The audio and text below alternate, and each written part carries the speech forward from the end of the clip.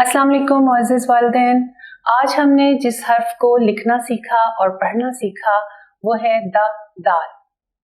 बच्चों को जब हमने ज़हन नशीन करवाना है तो हमने दाल नहीं कहना, इस बात का ख्याल रखिएगा। द दाल, द दाल दरवाज़ा, द दाल दरख्त, द दाल दवात।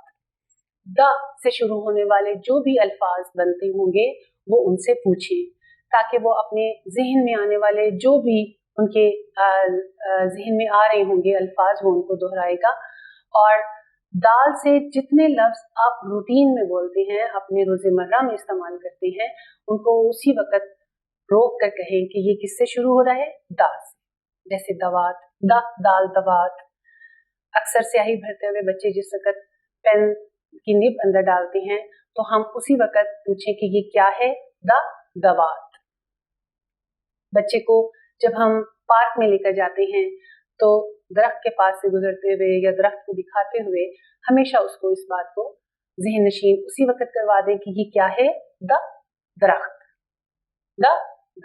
द से शुरू होने वाले जो लफ्ज़ हैं उसकी अदायगी ही उसकी पहचान बनेगी और वही चीज़ उसके ज़हन नशीन होगी। द से शुरू होगा दाल, दाल, द दरख्त, द दरवाज़ा। जब लिखते हुए हम बच्चे को अज़बर करवाते हैं तो उसकी पेंसिल की बनावट को ज़हन में रखिएगा कि जिस वक़्त वो पेंसिल टॉप पर रखे, उसकी नोक जब रखे पहले नुक्ते पर, तो वहाँ से गोल उसका हाथ घूम के थोड़ा सा नीचे की तरफ आना चाहिए। गोलाई में घूमना चाहिए पेंसिल को, हाथ को। जिस वक़्त वो गोलाई में हल्का सा घूमेगा तो वो खुद ब खुद दाल की शेप में आ जाएगा।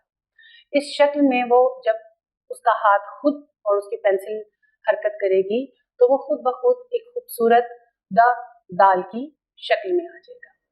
लिखते हुए इसकी मश्क करवाएं ताकि बच्चे को वो उसके हाथ पर उसकी पेंसिल से उसको ज़हन नशीन हो जाए। इंशाअल्लाह ताला अगली वीडियो के साथ फिर मुलाकात होगी। तब तक के लिए खुदा हाफिज।